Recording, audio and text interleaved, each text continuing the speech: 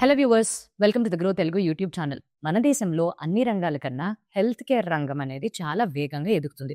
ఇది మనందరికీ తెలిసిన విషయమే. అయితే హెల్త్ కేర్ డెలివరీ సెగ్మెంట్లు మాత్రమే చూస్తే గత 6 సంవత్సరాలకి ముందు అంటే 2019లోనే ఈ పర్టిక్యులర్ సెగ్మెంట్ నుంచి జనరేట్ అయిన బిజినెస్ మొత్తం 3.9 లక్షల కోట్లు. అదే గాని ఇప్పుడు 2024 కల్లా మనం గాని చూస్తే ఈ ఫిగర్స్ అనేవి 6.3 లక్షల కోట్ల దాకా చేరుకుంది.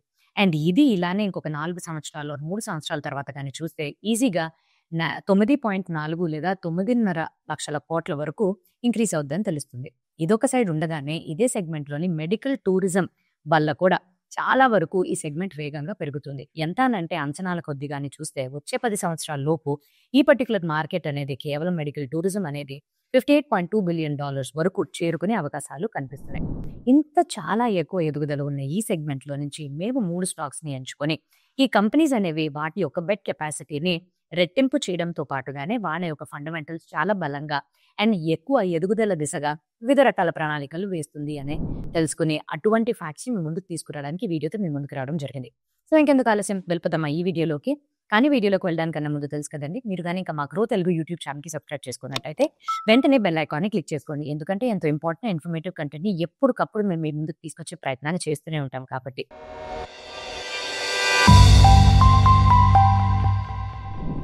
నేను సిఏ హిరణ్మయ్. ఈరోజు మనం చూడబోయే ఈ పర్టిక్యులర్ వీడియో కంప్లీట్‌గా హెల్త్ కేర్ యొక్క లిస్టికల్ 3 స్టాక్స్ గురించి మనం ప్రత్యేకంగా తెలుసుకుందాం. సో మొట్టమొదటి stock max health care institute.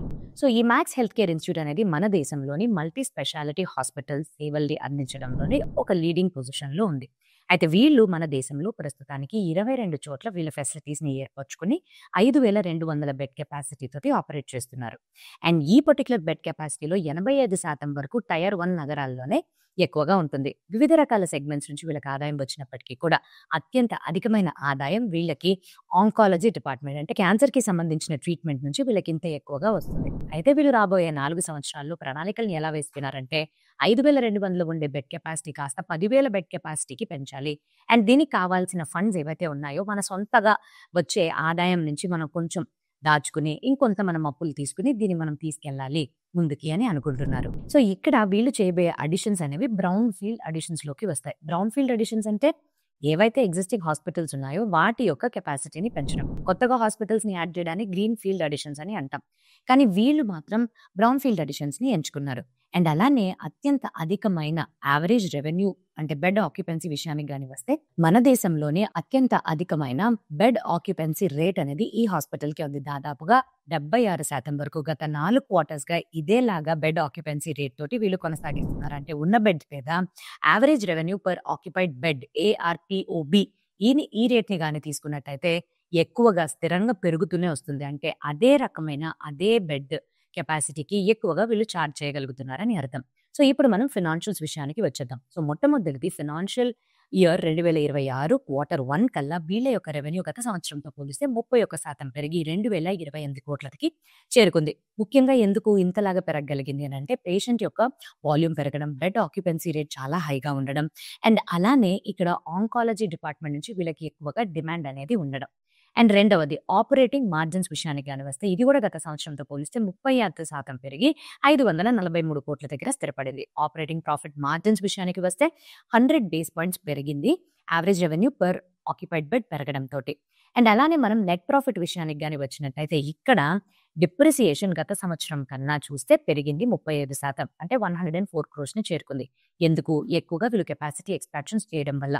అలానే ఇంట్రెస్ట్ ఆన్ లోన్స్ కూడా 129% పెరిగి 55 crores దగ్గర స్థిరపడింది. ఇవన్నిటి యొక్క మార్పులు చేర్పులు అవన్నీ చూస్తే నెట్ ప్రాఫిట్ విషయానికి గాని వస్తే గత సంవత్సరంతో గాని పోలిస్తే 31% పెరిగి 308 crores దగ్గర స్థిరపడింది.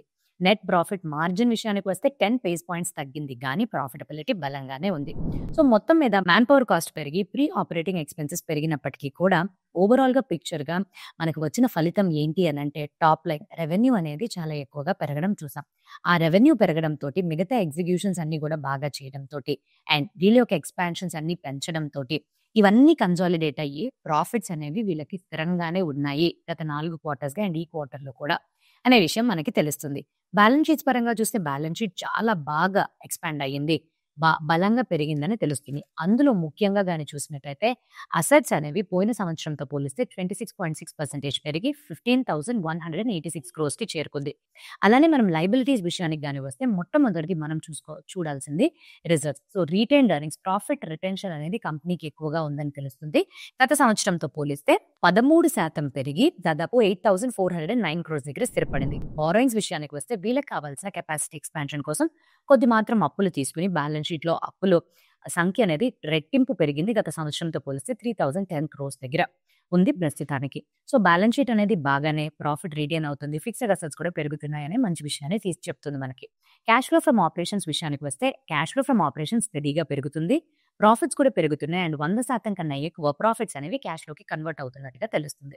అండ్ అలానే ఈ కంపెనీ పరంగా గ్రోత్ అవుట్‌లుక్ విషయానికి గాని వస్తే వీళ్ళు వాళ్ళ యొక్క రిటర్న్ ఆన్ క్యాపిటల్ ఎంప్లాయిడ్ 20-25% మధ్యలో ఉండాలి. అండ్ అలానే మేనేజ్మెంట్ వాళ్ళు ఇప్పటిదాకా మేము టైర్ 1 సిటీస్‌లో ఎక్కువగానే ప్రాముఖ్యతని పొందాము. అలానే టైర్ 2 సిటీస్‌లో కూడా ఇంకొంచెం వెళ్లి మేము ఎక్స్‌పాండ్ అవుతాము అన్నట్టుగా చెప్తున్నారు.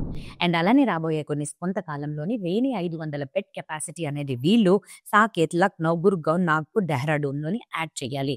Brown field and green field expansion యొక్క భాగంగానే అనుకుంటున్నారు. కాకపోతే ఈ కంపెనీ కొన్ని రిస్క్స్‌ని ఎదుర్కొంటుంది. ఓవర్ వాల్యూడ్‌గా ఉంది ఈ పర్టిక్యులర్ కంపెనీ.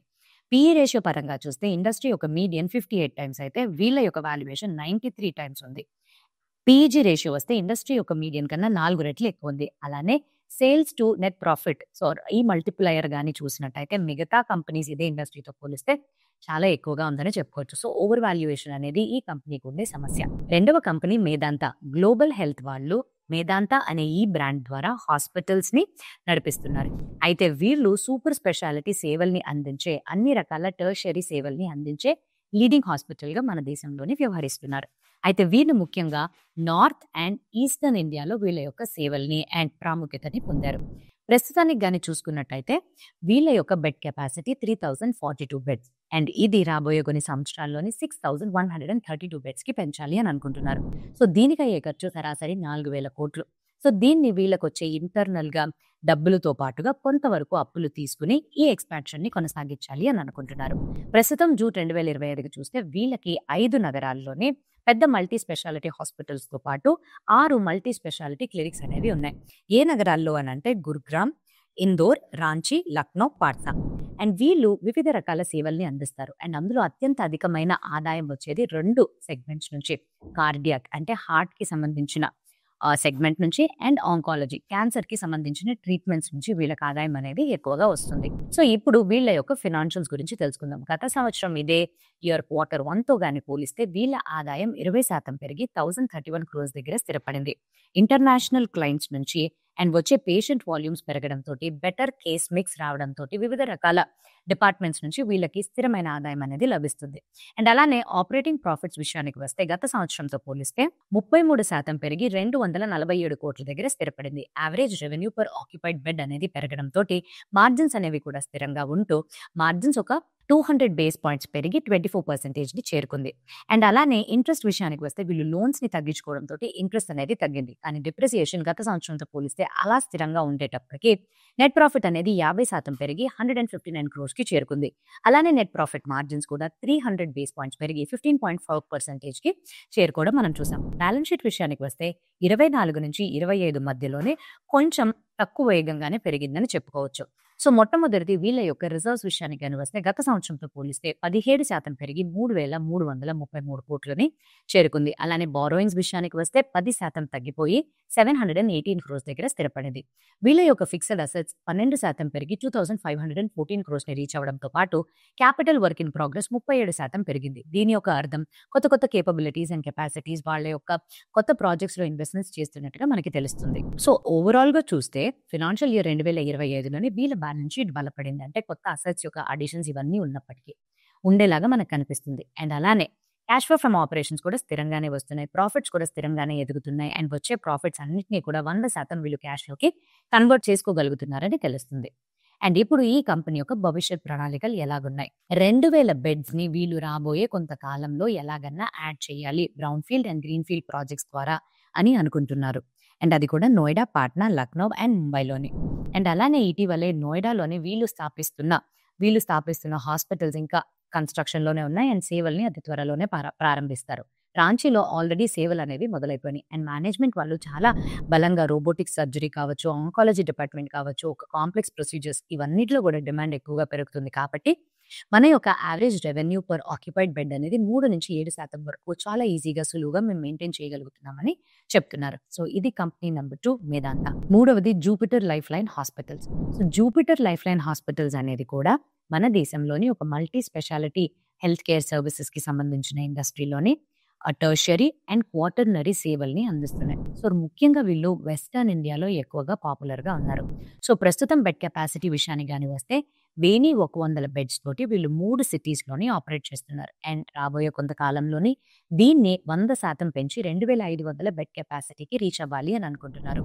అండ్ అలానే మేనేజ్మెంట్ వాళ్ళు 3 సిటీస్ అయిన పూణే, డాంబివిలి అండ్ మీరా రోడ్లోని ఒక 3 ఫెసిలిటీస్ని ఓపెన్ చేయాలి అని అనుకుంటున్నారు. దీనికి దాదాపుగా ఒక 1,100 నుంచి 1,200 దాకా క్యాపిటల్ ఎక్స్పెండిచర్ ఖర్చులు అవుతాయి. అండ్ దాని మొత్తంగా వీళ్ళ దగ్గర ఉండే క్యాష్ కానీ వచ్చిన ఆదాయంతో పాటుగానే మేనేజ్ చేయాలి అని అనుకుంటున్నారు. వచ్చే 3 సంవత్సరాలు 2029 కల్లా ఈ ఎక్స్పాన్షన్ ఈ 3 నగరాల్లోనే కంప్లీట్ అవుతుందని వీళ్ళు ఆశిస్తున్నారు.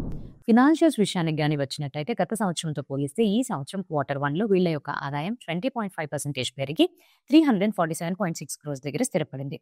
పేషెంట్ యొక్క వాల్యూమ్స్ ఇవన్నీ పెరగడంతో bed occupancy rate, average revenue per bed పెరగడంతో. రెండవది ఆపరేటింగ్ ప్రాఫిట్ విషయానికి కానీ వస్తే అది కూడా 20% పెరిగి 78 కోట్లని చేరుకుంది. ఆపరేటింగ్ ప్రాఫిట్ మార్జిన్స్ విషయానికి వస్తే 100 బేస్ పాయింట్స్ తగ్గి 22% చేరుకుంది. సో ఇక్కడ ఎక్కువగా వీళ్ళు ఎక్స్పాన్షన్ గానీ రీస్ట్రక్చర్ చేయడం వల్ల ఖర్చులు పెరగడంతో మార్జిన్స్ అనేవి పడిపోయినాయి. నెట్ ప్రాఫిట్ మాత్రం స్టడీగా 43.9 crores దగ్గర ఉంది. గత ఇయర్ తో పోలిస్తే ఈ ఇయర్ లోని వీళ్ళ యొక్క ఫినాన్స్ కాస్ట్ మరియు డిప్రిసియేషన్ తగ్గడంతో నెట్ ప్రాఫిట్ మాత్రం మార్జిన్స్ తగ్గినప్పటికీ కూడా ఆపరేటింగ్ మార్జిన్స్ ఇక్కడ స్థిరంగానే మనకి పర్ఫార్మెన్స్ అనేది చూపించాయి.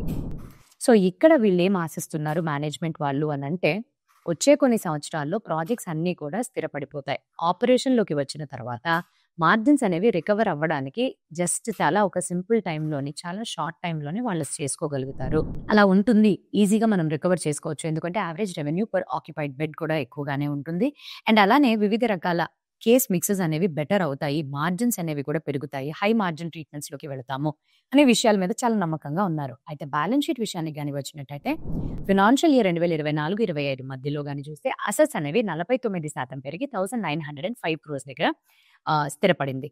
అండ్ అలానే ఎక్కువగా ఇన్వెస్ట్మెంట్స్ ఉండడం వల్ల ఇంతలాగా అసెట్స్ పెరగడం మనం చూసాము. అండ్ ఇటీవలే లయబిలిటీ సైడ్ కానీ వస్తే రిజర్వ్స్ అనేవి 17% పెరిగి రిటైన్డ్ ఎర్నింగ్స్ ఎక్కువ పెరగడంతో ఇంతలాగా పెరిగింది. బారోయింగ్స్ కూడా 393 crores వరకు వీళ్ళు యాడ్ చేసుకున్నారు బ్యాలెన్స్ షీట్లో గత సంవత్సరంతో పోలిస్తే, ఎందుకంటే ఎక్కువగా కెపాసిటీని ఎక్స్పాండ్ చేయడంతో.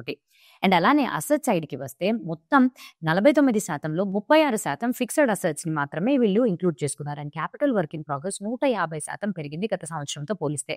నేను ఇప్పుడే చెప్పాను కదా, వీళ్ళు అడిషనల్ ఫెసిలిటీస్ అనేవి ఎక్కువగా కొత్త ప్రాజెక్ట్స్లో ఇన్వెస్ట్మెంట్స్ చేయడంతో. సో ఫినాన్షియల్ ఇయర్ 2025 అనేది మొత్తంగా కానీ మనం చూసినట్టయితే బ్యాలెన్స్ షీట్లోని మంచిగా కొత్త ప్రాజెక్ట్స్లో ఇన్వెస్ట్మెంట్స్ చేస్తున్నట్టుగా, ఇన్వెస్ట్మెంట్స్ యొక్క కెపాసిటీ పెంచుకుంటూ, అలానే వాళ్ళు కొంచెం మిక్స్ లాగా అంటే డెట్ అప్పులు తీసుకుని కూడా దీన్ని ఫినాన్స్ చేస్తున్నట్టుగా మనకు తెలుస్తుంది. క్యాష్ ఫ్లో ఫ్రమ్ ఆపరేషన్స్ విషయానికి వస్తే అది స్థిరంగా పెరుగుతానే వచ్చింది. 100కి పైగా శాతంకి వాళ్ళ ప్రాఫిట్స్ని క్యాష్ కింద కన్వర్ట్ చేసుకోగలుగుతున్నారని తెలుస్తుంది. భవిష్యత్ ప్రణాళికలు ఎలాగున్నాయి? రాబోయే కొన్ని నెలల పాటు కొన్ని సంవత్సరాల్లోని కెపాసిటీని 2,500 బెడ్స్ కింద అండ్ 3-6 సిటీస్లోని ఏర్పరచుకునేది ఇంకా పెంచాలి అని అనుకుంటున్నారు. అండ్ అలానే average revenue per occupied bed కూడా పెంచాలి అనే ప్రణాళికల్ని వేసుకుంటున్నారు. సో ఇవ్వండి హెల్త్ కేర్ సెగ్మెంట్కి సంబంధించిన 3 కంపెనీస్ ఏవైతే బెడ్ కెపాసిటీని రాబోయే కొన్ని సంవత్సరాల్లోనే డబుల్ చేసుకోవడంతో పాటు వివిధ రకాల బిజినెస్ మోడల్స్ని తీసుకుని ముందుకు వెళ్తున్నారు. అయితే ఇక్కడ చెప్పిన సంఖ్యల్ని భవిష్యత్తులో వీళ్ళు ఎలాగ నిజంగానే దాన్ని అచీవ్ చేస్తారా లేదా అనేది మనం వెయిట్ చేసి చూడాలి. మీ యొక్క పోర్ట్ఫోలియోలో హెల్త్ కేర్ ఇండస్ట్రీకి సంబంధించిన స్టాక్స్ మీద ఇన్వెస్ట్మెంట్స్ కానీ చేస్తుంటే తప్పకుండా కమెంట్ సెక్షన్లో తెలియపరచడం మర్చిపోకండి. అండ్ ఈ వీడియోకి ఎడ్యుకేషన్ కంటెంట్ కోసం మాత్రమే ముందుకు తీసుకురావడం జరుగుతుంది. ఈ పర్టికులర్ కంపెనీస్లో మీరు డైరెక్ట్గా ఇన్వెస్ట్ చేయాలనో ఉంటే మీరు సెల్ చేయాలనే రికమెండేషన్స్ అయితే మేము ఇవ్వటం లేదు. ఇంకా మంచి వీడియోతో మీ ముందుకు రావడానికన్నా ముందు have happy and very safe investment. Thank you.